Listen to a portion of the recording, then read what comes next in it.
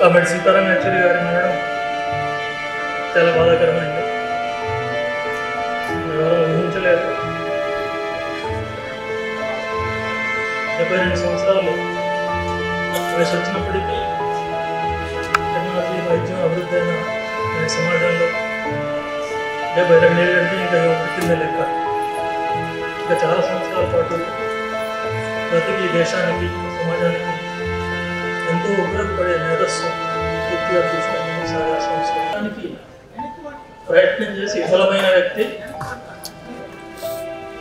తను మారకపోగా తన అల్లుడే సీతారామే నన్ను మార్చడానికి ప్రయత్నం చేశాడు. నేనే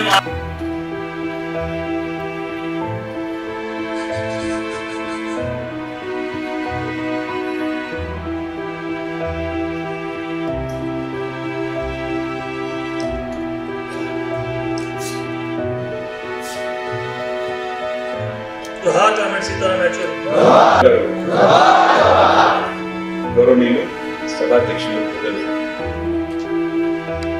సిపిఎం రాష్ట్ర కార్యదర్శి పెద్దలు నాగర్కర్నూలు పార్లమెంట్ సభ్యులు శ్రీ మధురవి గారు, గౌరవనీయులైన శాసన మండలి సభ్యులు పెద్దలు రాజశేఖర్ గారు, గౌరవనీయులు సహచర శాసనసభ్యులు మాగంటి గోపీనాథ్ గారు, గౌరవ సహచర శాసనసభ్యులు పెద్దలు శ్రీచూరి గారు.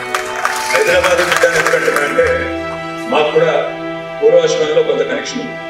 అదేమంటే వారు చదువుకున్నది ఆల్ సైన్స్ స్కూల్లో, నేను చదువుకున్నదాన్ని ఒక్కటే రోడ్ యువతల గ్రామర్ స్కూల్.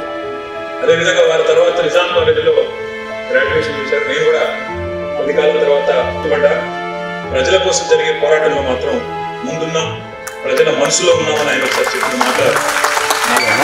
ఎమర్జెన్సీ చీకటి రోజుల్లో జైలు జీవితం తర్వాత భారతదేశంలో ఆనాడు అత్యున్నత స్థానంలో ఉన్న శ్రీమతి ఇందిరాగాంధీ గారి ముందు నిలబడి ఒక స్థానంలో బతికున్నంత వరకు ప్రజల కోసం